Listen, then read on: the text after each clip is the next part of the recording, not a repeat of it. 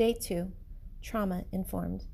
Most communities are not trauma-informed, so they are not equipped to help victims of domestic violence.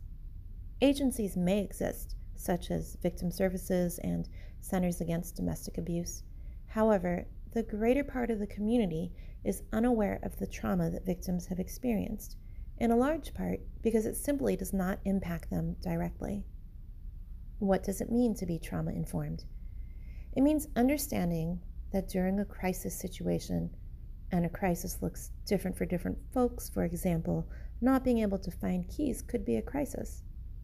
Folks respond with fight, flight, or freeze, and if they are left in crisis mode or survival mode for too long, their brains create synapses or pathways to immediately responding aggressively or passively or not at all.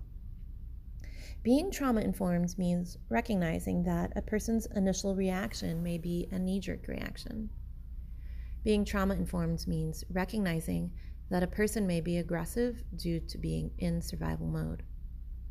Being trauma-informed means recognizing that a person may be hypersensitive, hypervigilant, and display through diagnoses such as anxiety, aggression, and depression.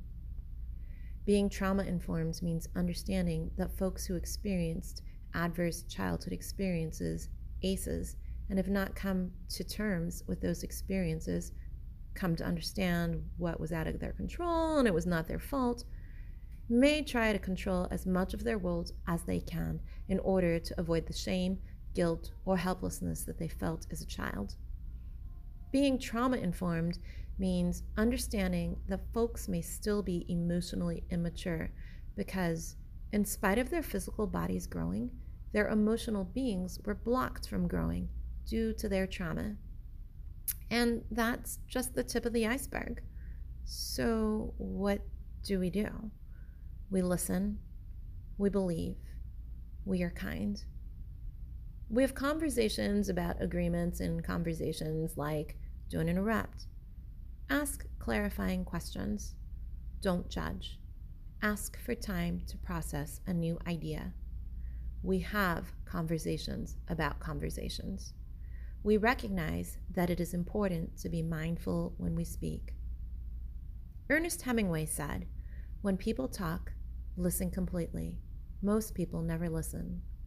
We can do better. We must do better. The cycle of domestic violence should not be tolerated because it creates new generations of perpetrators. Stop the shame. Stop the blame. Our children are watching.